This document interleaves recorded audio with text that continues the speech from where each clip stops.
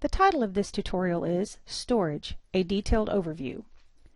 The first thing I'd like to bring to your attention is our toolbar at the top of the screen. Though different in design, notice that it is similar in functionality to the primary tab of most of the toolbars we have covered in previous module tutorials. There is a separate tutorial that covers all aspects of our toolbars. That tutorial is titled About Our Toolbar and can be found on our YouTube channel titled WardrobeTools Software and Services. Immediately below the toolbar is the top quadrant of each storage detail screen. Let's discuss the concept of building storage as it pertains to our WardrobeTools applications. Look at the design and creation of objects within this area as being a pyramid, or the order in which one might build a building or a home. Look at the levels, level sections, containers, and subcontainers as a pyramid, with the building at the apex. First, there's the building. Second are the building levels, which are the various floors of the building. Third, the building level sections, which can be rooms, floor dividers, lockers, and similar. Fourth, the building level section containers, which could be closets, dressers, clothing racks, cases, and similar.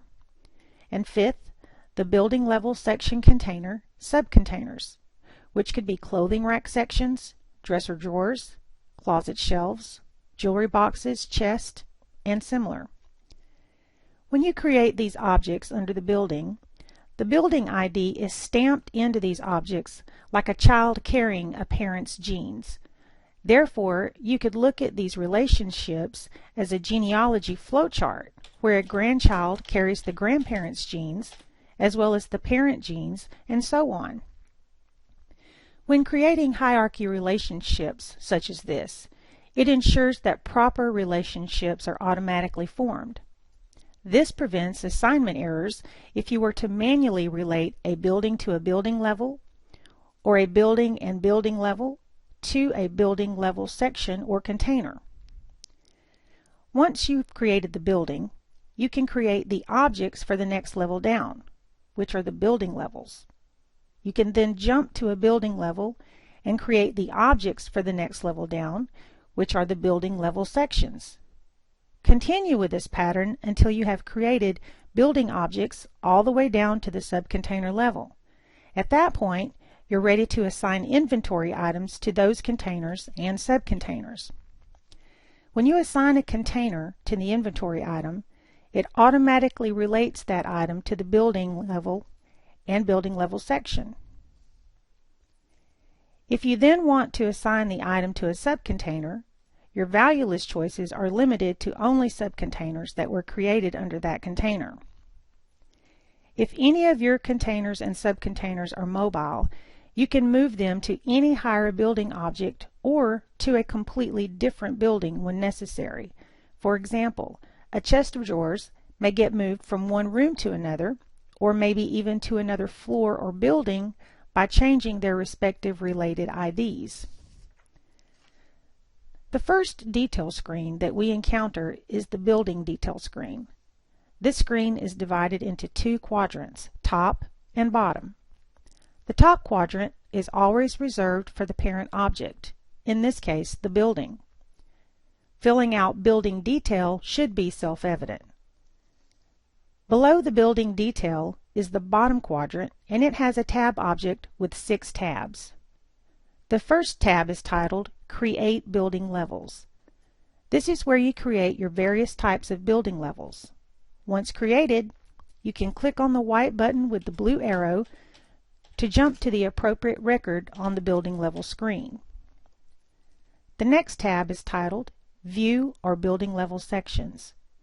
This is where you can view the building level sections you have created for this building. You can click on the white button with the blue arrow to jump to the appropriate record on the building level section screen. The next tab is titled View Items in this Building. This is where you can view the entire list of items within the building. You can click on the white button with the blue arrow to jump to view details for that particular inventory item. After you've completed the process of creating all your building objects, They are then available within the Inventory Item module to be selected as a permanent or temporary storage location. Once you've assigned an item to a container or a subcontainer, when relevant, anytime you are in the Storage module, it will display the items stored in the particular building object. Since the building container carries the IDs of the building, building level, and building level section, all you have to do is associate that item with a container and it is automatically related to the other related building objects. Please note, by creating the building objects prior to creating inventory item records, you can use the Preferences and Default Values area to assign default storage objects that will be automatically assigned to each inventory item as it is created. The next tab is titled Add View Photo. Here you can add or view the photo of the building. We have provided the ability for you to add a photo for any building object, which can be done on the detail form specific to each object. This means that you can have a photo for all buildings, building level sections, building level section containers, and building level section container subcontainers. When you insert the photo, it will automatically be scaled to the largest view available within this module without affecting the original photograph. A thumbnail view will also be created. The next tab is titled Barcode and Admin Related. This is where you can add a barcode number or barcode graphic to the building, as well as assign people to various roles for the building. All building objects can be barcoded. You may think it may be impractical to barcode buildings, building levels, or building level sections, but that is really not the intent. The barcode functionality of the storage module is designed to check inventory items in and out of a permanent storage location. As an example, in Wardrobe Manager, you can assign temporary storage as you do in all other WardrobeTools applications. You can also check items out of inventory by assigning them to a particular tour, theatrical production, or similar, while still retaining their permanent storage location. Then assign them to their temporary storage location while on tour or when used in theatrical production. You can also check out items from the inventory that are permanently stored within container level cases. By assigning those containers to a tour or production, the inventory items within the containers will automatically be assigned as well. If you are moving items from closet to closet, home to home, or going on long vacations where you are taking large amounts of wardrobe items, you could use the Storage Building Object barcode to facilitate this process.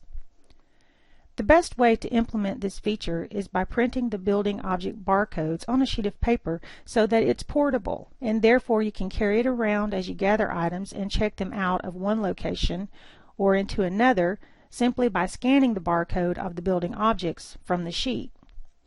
Don't forget that any building object carries the IDs of all building objects that are related to it within the building object hierarchy.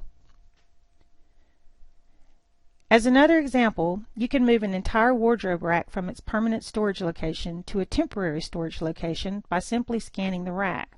When you do this, all items on the rack will be automatically assigned to the temporary storage location, thus saving the time of scanning each item individually.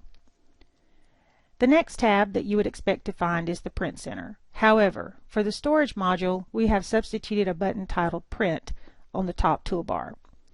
This Print button takes you to a form similar to all print centers where you will find all available reports and screen prints for the storage module. The last tab is titled Help. Here you will find the same tab object with the same sub-tabs we have demonstrated in previous tutorials. Let's take a look at the next building object in the pyramid hierarchy, building levels and its detail screen. Again, this screen is divided into two quadrants, top and bottom. The top quadrant is always reserved for the parent object, in this case the building level. Filling out building level details should be self-evident. Below the building level detail is the bottom quadrant, and it has a tab object with 6 tabs. Are we seeing a pattern here? Since all detail screens for the remaining building objects are designed and function in the exact same way as the building and building level objects, we don't see the need to repeat ourselves.